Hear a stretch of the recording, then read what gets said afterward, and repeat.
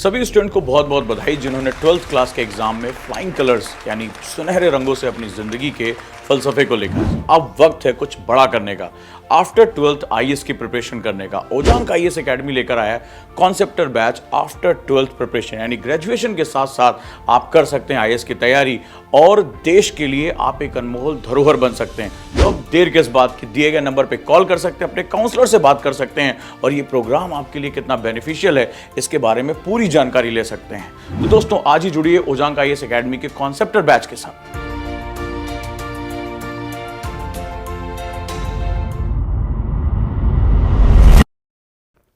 चलिए अब आगे एडिटोरियल पढ़ते हैं। क्या है editorial? Pending bills the issue of gubernation in action. ठीक है, अब ये ग्यूबरनेशनल इन्होंने क्यों बोला है? क्योंकि governor plus national, governor plus national उसको मिला के ग्यूबरनेशनल बोला है। ठीक है, अब ये कौन है? पीडीपी आचार्य। ठीक है, ये जो है लोकसभा के सेक्रेटरी जनरल रह चुके हैं। सेक्रेटरी जनरल क्या होता है?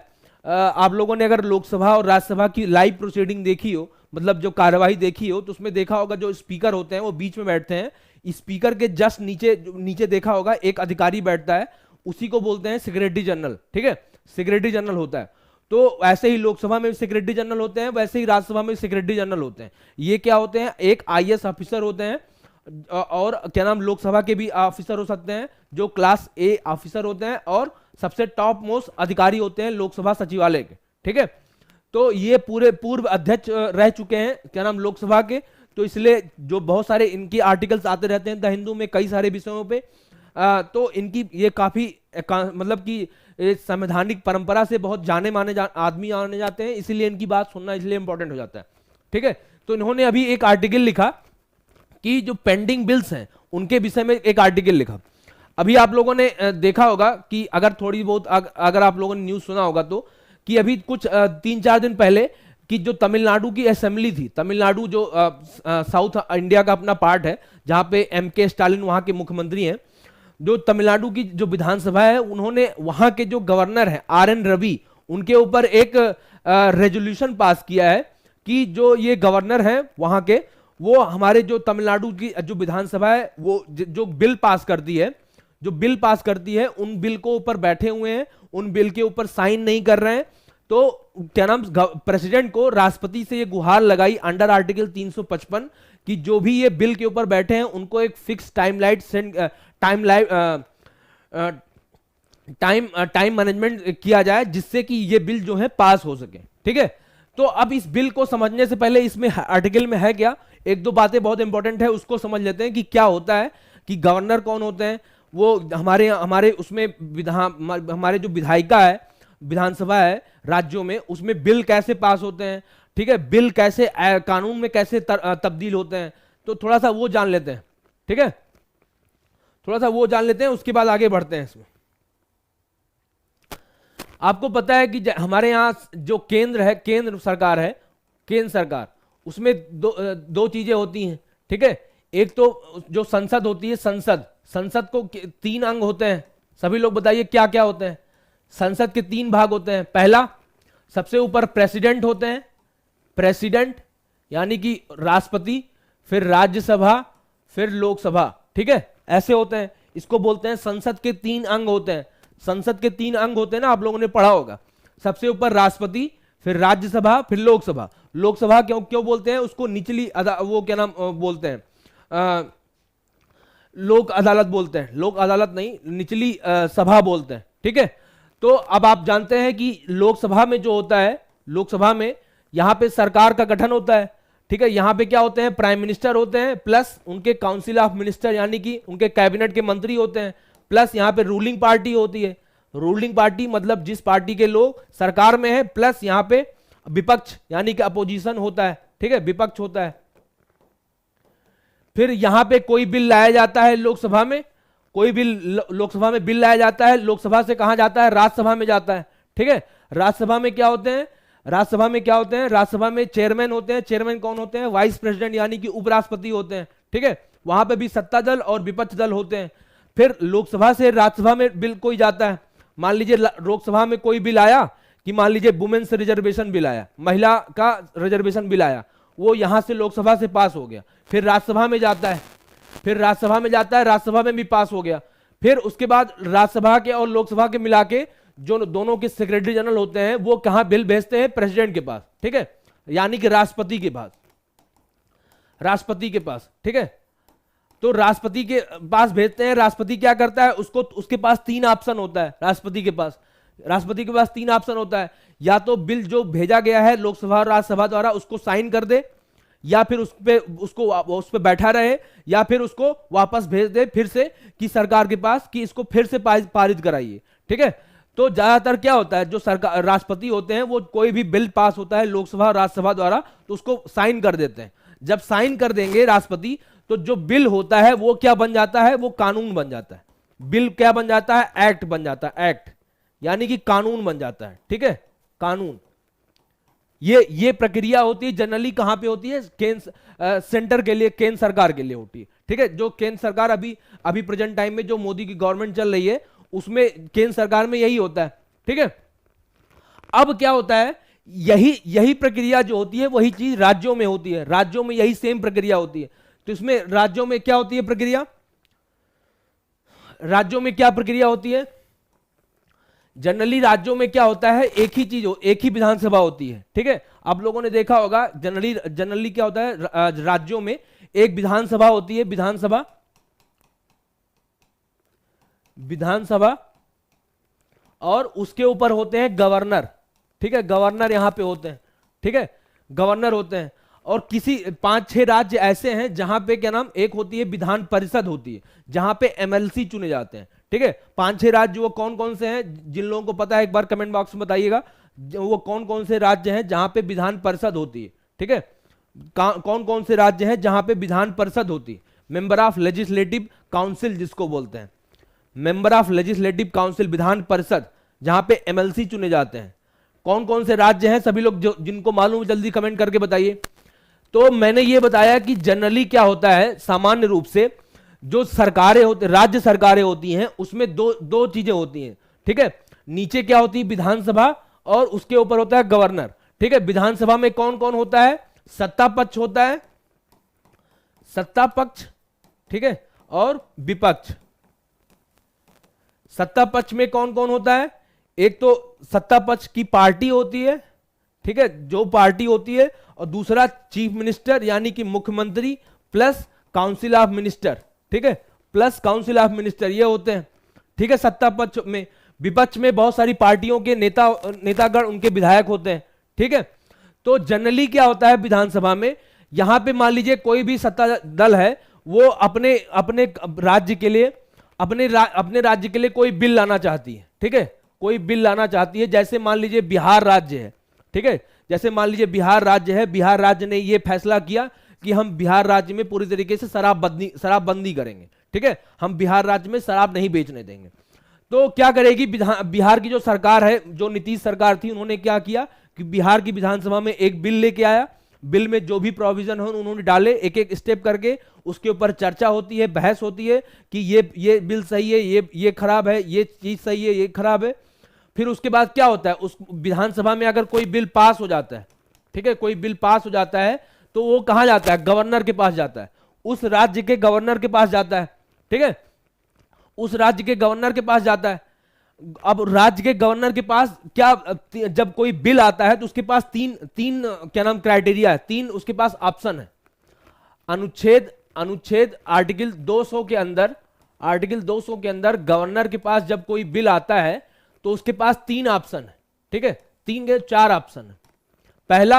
पहला क्या ऑप्शन है कि कोई भी बिल अगर उसके पास आता है तो उसको क्या कर सकता है, साइन कर सकता है, उसको साइन कर दे, मतलब अपनी सहमति दे सकता है, ठीक है, अपनी सहमति दे देगा तो क्या होगा, कोई बिल आएगा तो वो क्या बन जाएगा, गवर्नर की साइन से क्या बन जाएगा, वो कोई बिल आके वो कानून का रूप ले लेगा, ठीक है, कानून बन जाएगा।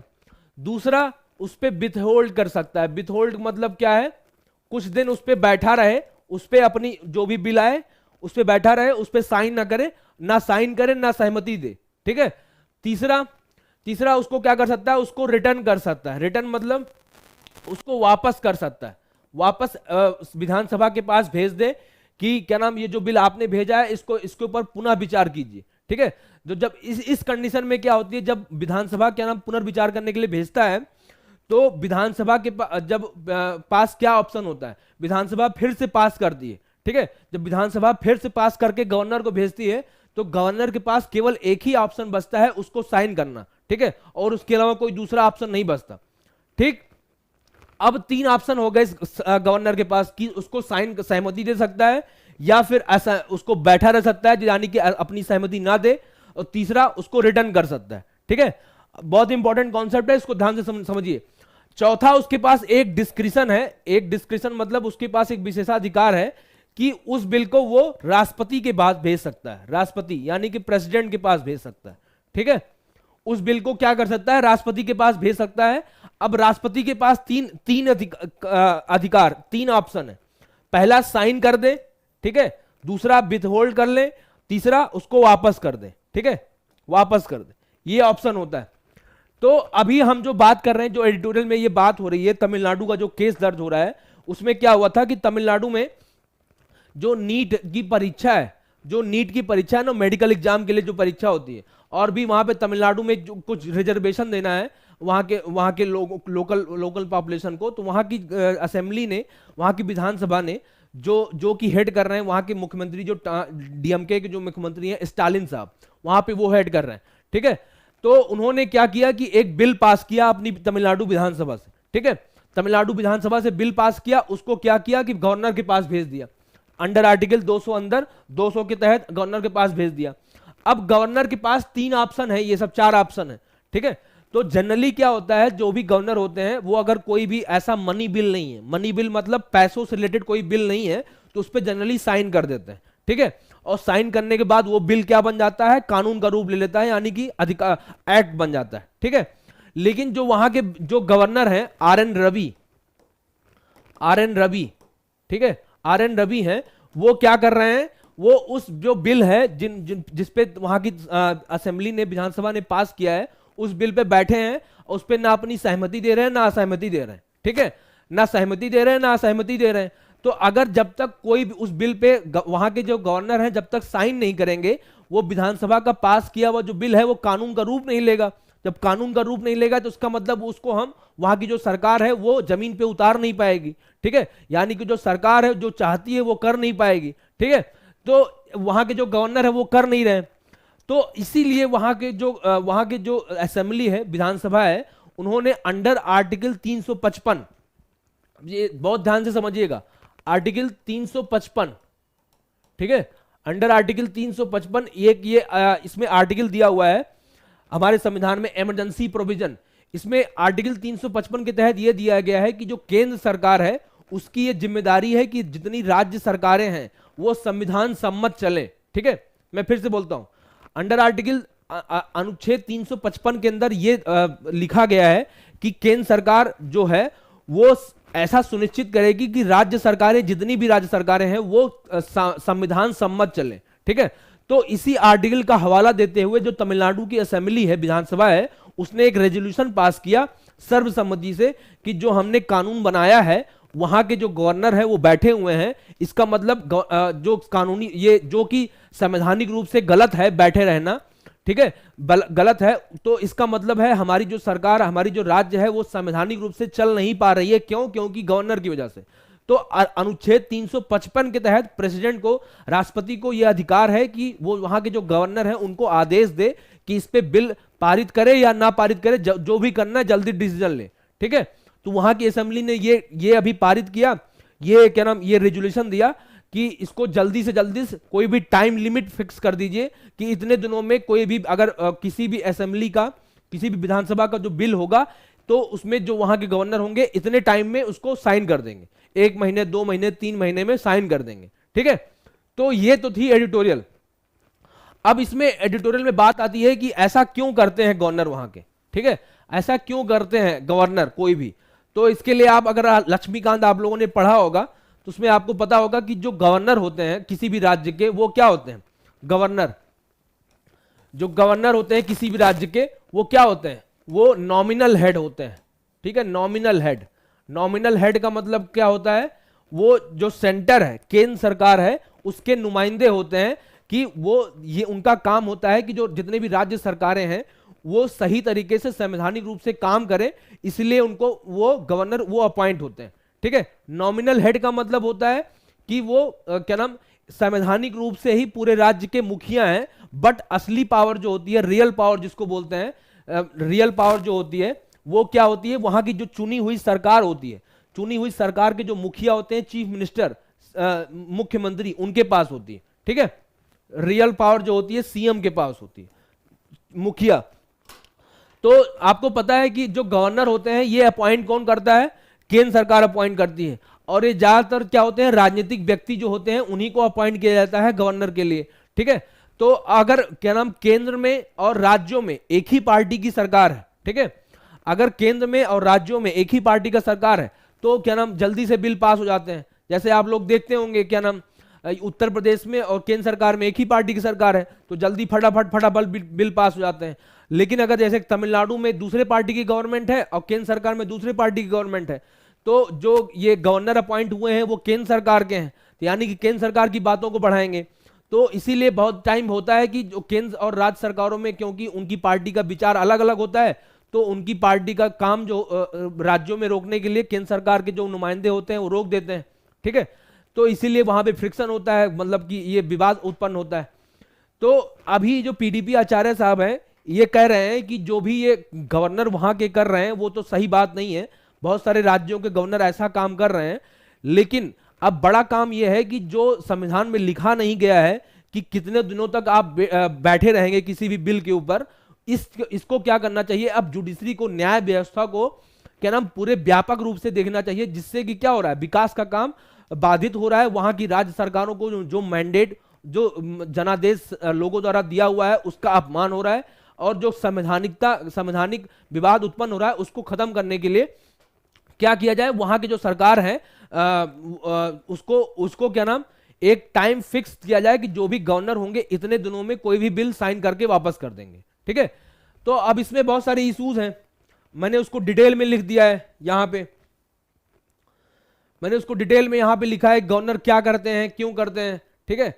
अब इसका आप लोगों का काम यह है कि लक्ष्मीकांत चैप्टर में जाइएगा, लक्ष्मीकांत में जाइएगा, जो भी गवर्नर वाला चैप्टर होगा उसमें 2-3 कमीशन है, सरकारिया कमीशन, पुंची कमीशन, उनकी रिकमेंडेशन क्या है गवर्नर को लेके वो थोड़ा सा पढ़ लीजिएगा, और जो पार्लियामेंट चैप्टर है, संसद वाला चैप्टर, उसको भी थोड़ा सा पढ़ लीजिएगा तो और भी डिटेल में समझ में आ जाएगा। ठीक है। मैंने इसमें सब कुछ लिख दिया डिटेल में। तो इसका एक मेंस का क्वेश्चन है, उसको डिस्कस करते हैं। क्या है, सहमति को रोकने या अस्वीकार करने के बजाय राय में अंतर होने पर राज्यपाल और राज्य को सार्वजनिक रूप से संलग्न होना चाहिए, टिप्पणी करनी 150 शब्दों में। Rather than withholding or denying assent, governor and state must engage publicly when there is a difference of opinion. ठीक है।